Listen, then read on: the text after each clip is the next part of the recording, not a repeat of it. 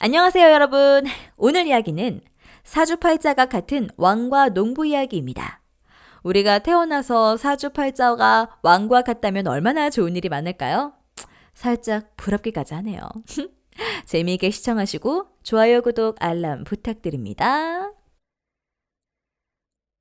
사주팔자가 같은 왕과 농부. 조선 중기의 왕 영조의 어머니, 즉 숙빈 최씨는 무술이 출신이었어요. 무술이는 궁녀들의 시중을 드는 사람이고 궁중의 하인 중에서도 직급이 가장 낮은 천한 신분이죠. 그러한 숙빈 최씨는 죽어서도 대접을 받지 못했어요. 보통 임금이나 왕비의 무덤은 능이라 하고 세자, 세자빈 등의 무덤은 격을 낮춰 원이라고 불렀어요. 영조가 임금이 된 지 29년이 지날 때까지도 영조의 어머니 숙빈 최씨의 무덤은 아무런 이름도 갖지 못했었어요. 어머니에 대한 효심이 깊었던 영조는 어머니의 무덤을 격상시키려고 오랫동안 애를 썼으나 대신들의 반대에 아무런 것도 이룰 수 없었죠. 자식이 임금인데 어미의 무덤에 이름이 없으니 이것이 마땅한 것이오. 부왕께서도 하시지 않은 일입니다. 아비가 하지 않았으니 아들도 하면 안 된다는 것이오. 어머니께는 효가 될 수 있으나 아버지께는 불효가 될 수 있습니다. 상관없소. 내 어머니의 묘를 소녕릉이라 할 것이오. 아니되옵니다. 분부를 거두어 주시옵소서. 자신이 왕이 된 후 29년이나 다퉈온 것이었어요. 그동안 극렬하게 반대해오던 신하들은 대부분 늙어 죽거나 퇴직하였으나 아직도 몇 명이 남아있었지만 영조는 저들이 모두 죽을 때까지 기다리다가 자신이 먼저 죽을 수도 있다고 생각했어요. 좋소. 그럼 소녕릉이 아니라 한 단계 낮춰서 소녕원이라 하시오. 영조는 체념한 듯이, 그러나 한편으론 살기가 서린 듯한 차가운 말투에 신하들도 더 이상 시비를 걸 수 없었어요. 그렇게 해서 이름 없던 영조 어머니 숙빈 출씨의 무덤은 소녕원이란 이름을 가지게 되었어요. 영조는 시간만 나면 평민옷을 입고 궁을 나서 자맹하기를 좋아하였어요. 그날도 변복을 하고 서대문 밖을 걷고 있는데 어떤 나무꾼이 좋은 향나무를 파는 것이 보여 궁에 심을 생각으로 나무꾼에게 말을 걸었죠. 그 나무 파는 것이오. 그럼 팔지 않으면 사람들 구경하라고 내가 이걸 캐서 가지고 왔겠어? 나무꾼은 퉁명스럽게 대답했어요. 나무가 좋아 보이는데 어디서 캐왔소? 양주 고령산에서 캐수다. 영조는 깜짝 놀랐어요. 고령산은 자신의 어머니 무덤 소녕원이 있는 곳이고 소녕원 주변을 훼손하면 엄벌에 처해졌기 때문이었어요. 영조는 아무런 내색도 하지 않은 채 아무것도 모른 척하며 물었어요. 고령산이 어디인데 이렇게 좋은 나무가 있단 말이오? 아니, 영감은 임금님 어머니 무덤인 소녕릉이 있는 고령산을 모른단 말이오? 영조는 다시 한번 깜짝 놀랐죠. 자신이 30년간이나 싸웠어도 얻을 수 없었던 릉이란 명칭을 나무꾼에게서 들었던 것이었어요. 영조는 기쁜 마음을 감추며 또 다시 넌지시 물었어요. 내가 소녕원은 들어봤어도 소녕릉은 처음 들어보는 소리요. 그러자 나무꾼이 불같이 화를 내며 이보슈 영감탱이! 임금님이 돌아가셔도 묻혀도 릉이라 하는데 임금님 어머니의 무덤이면 당연히 릉이지 뭔 소리요? 아니 글쎄 나라에서 소냥원이라고 했다니까. 소냥 릉이라니까! 영조는 핏대를 세워가며 우겨대는 나무꾼에게 점점 더 호감이 갔어요. 좋소. 그럼 저 향나무를 소냥릉 주변에서 캔 거요? 이 영감탱이가 미쳤나? 아이 거기가 어디라고 함부로 나무를 캐? 이건 소냥릉에서 10리도 더 떨어진 곳에서 캐온 것이오. 기분이 무척 좋아진 영조는 나무꾼을 데리고 궁궐로 왔어요. 궁궐로 들어온 영조는 나무꾼을 기다리게 한 후 용포로 갈아입고 신하들과 함께 다시 나무꾼에게 나타났어요. 나무꾼은 놀라서 눈이 휘둥그레졌어요. 그때 옆에 있던 신하가 나무꾼에게 소리치며 무얼 하느냐? 어서 상감마마께 예를 갖추지 못할까? 나무꾼은 상감마마라는 소리에 놀라서 무릎을 꿇고 엎드렸어요. 죽을 죄를 지었습니다요. 아니다. 소냥원에 대해서 다시 한번 말해보거라.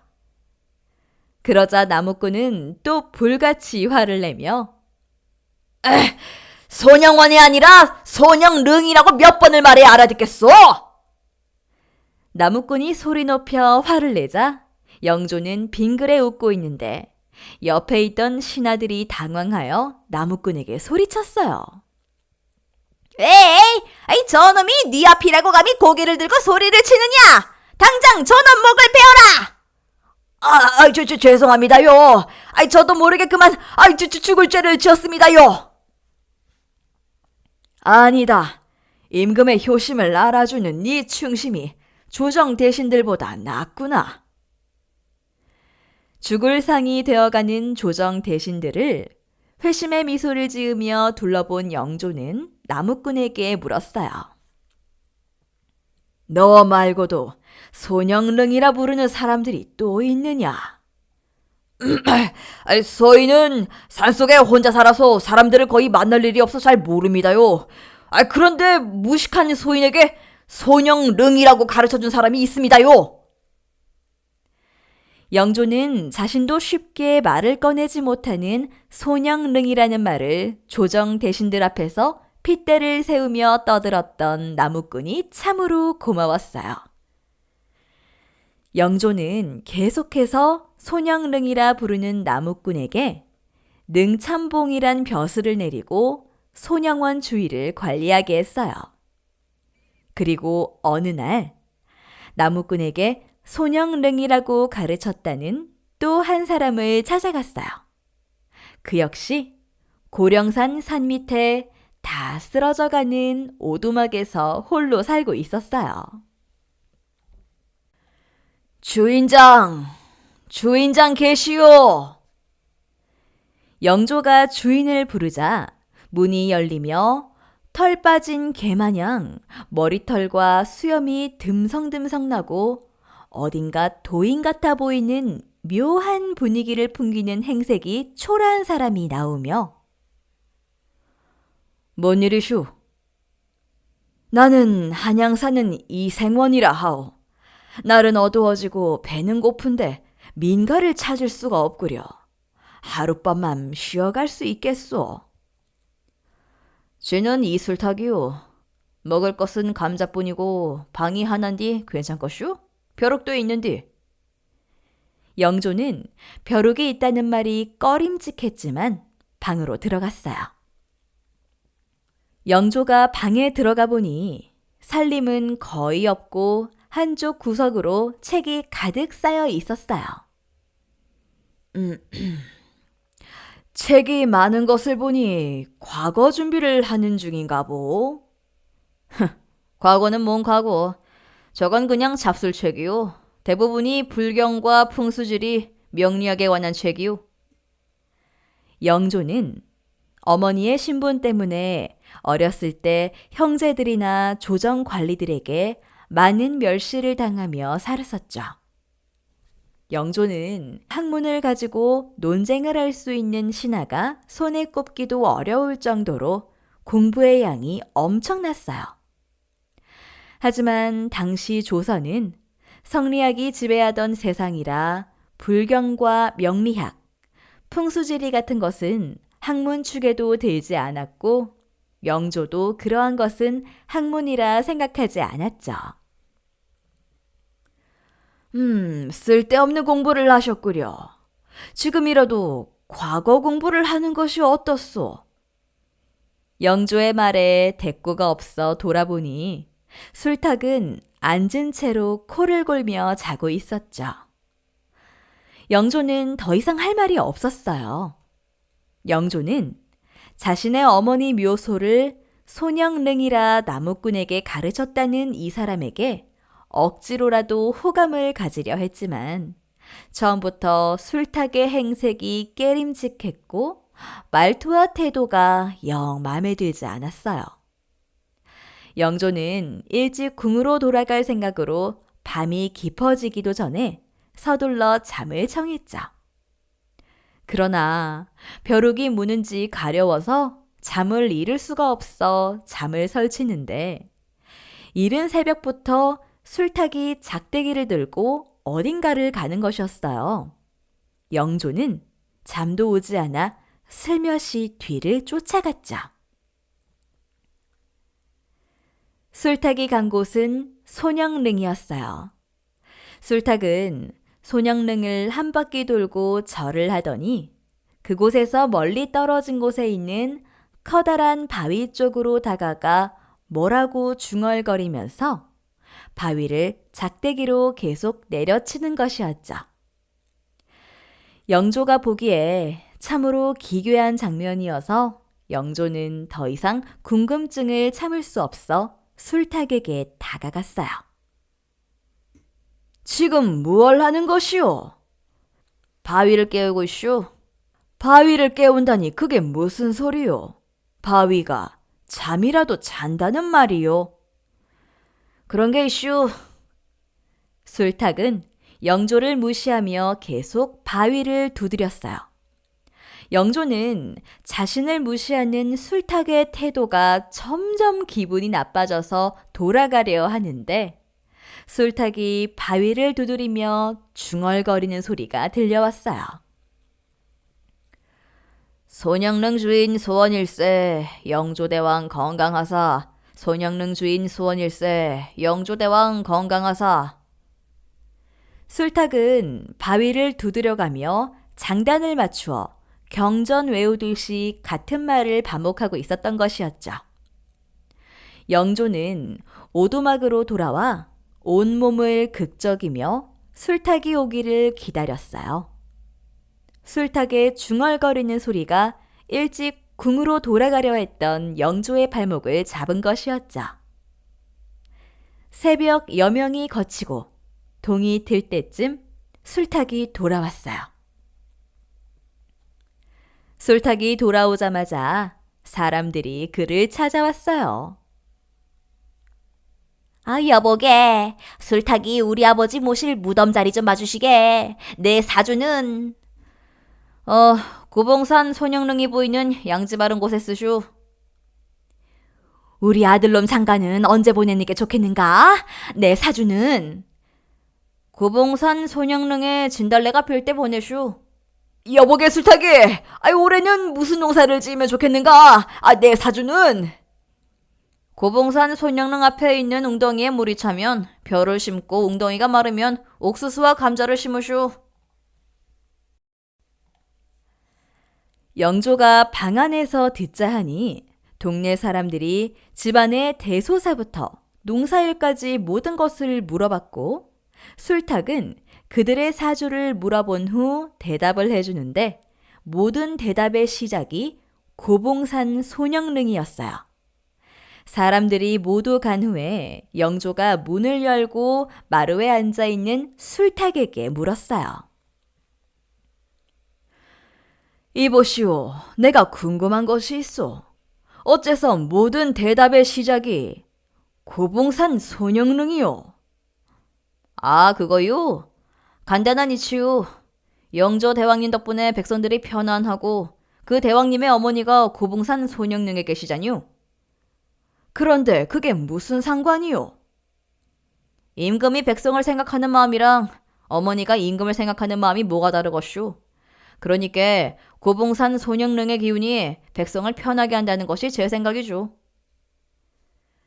영조는 술탁의 말을 들으며 감탄을 하며 잠시나마 외모를 보고 사람을 판단했던 자신이 부끄러워졌어요. 그럼 사람들이 질문 끝에 사주를 말하는 것은 무슨 이유요? 그것도 간단한 이치요. 사람의 사주에는 그 사람이 천기와 지기가 들어있고 그걸 지금의 천기, 지기와 맞춰봐서 남는 건 덜어내고 부족한 건 보태주고 하는 거지요. 영조는 술탁의 말이 이치에 맞기도 하고 신기하기도 했지만 한번 술탁을 시험해보기로 했어요. 그래요. 마침 잘 됐어. 그렇지 않아도 내가 요즘 되는 일이 없어서 점쟁이를 찾아가려 했는데 나를 도와줄 수 있겠소? 내 사주가 사갑술이요. 갑술년, 갑술월, 갑술일, 갑술시요. 영조의 사주를 들은 술탁은 묵묵히 손가락을 짚어보더니 얼굴색이 변하며 떨리는 목소리로 물었어요. 태어난 곳이 어디요? 한양에서 태어났소. 술탁은 영조의 대답을 듣자마자 부들부들 떨며 영조에게 큰 절을 올리며 소인 이술탁, 상감마마를 아련하여요! 영조는 놀랍기도 하고 기가 막혔어요. 내가 임금인지 어찌 알았느냐? 사갑술생은 제왕의 운명을 타고났지요. 다만 태어난 장소가 문제인데 만일 한양 도성안에서 태어났으면 틀림없이 위대한 제왕이 됐을 것이구만요. 그거 참 그대의 재주가 아깝구나. 나와 함께 한양으로 가면 어떻겠는가? 내가 자네를 위해서 관상감이라는 벼슬을 내리겠네. 말씀은 감사한디 지는 이곳을 떠날 수가 없슈.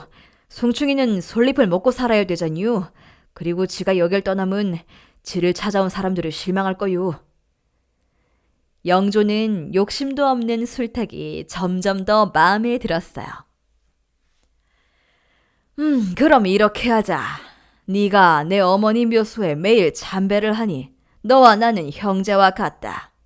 네 성씨도 이씨고 내 성씨도 이씨니 앞으로 내가 여길 찾아와 둘이 있을 때에는 형과 아우로 지내면 어떠냐? 한나라의 군왕을 형으로 모실 수 있으니 지는 좋지요. 영조는 술탁과 의형제를 맺고 한양으로 돌아왔어요. 한양으로 돌아온 영조는 궁금증이 생겼죠. 사갑술생이 제왕이 될 운명이라고 했는데 그 말이 참인지 궁금해졌어요. 그래서 영조는 조선에 있는 또 다른 사갑술생을 찾아보고 싶어져서 전국의 사갑술생을 찾으면 후한 상금을 내린다는 명을 내렸어요.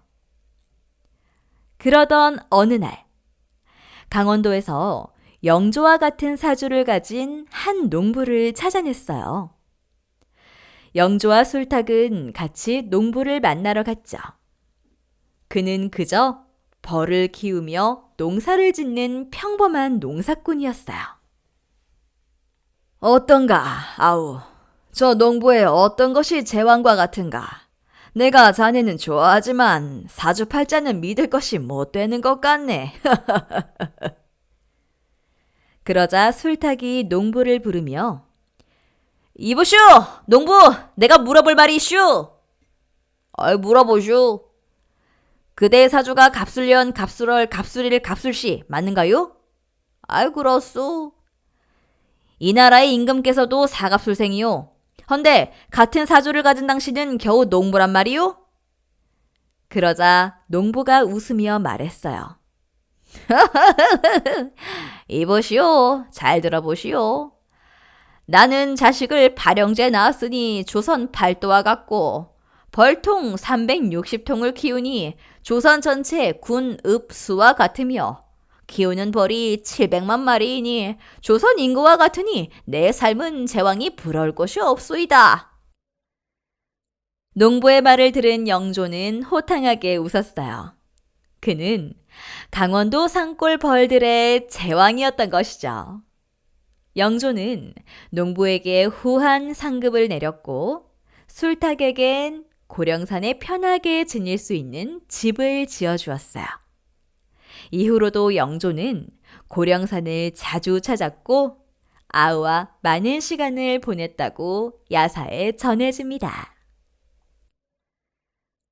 오늘의 이야기는 여기까지입니다. 재미있게 보셨나요? 이 이야기는 영조대왕의 잠행에 관한 많은 일화 중 한 부분을 각색한 픽션입니다. 재미있게 보셨으면 좋아요, 구독, 알람을 눌러주시면 제작하는 데 큰 힘이 됩니다. 감사합니다.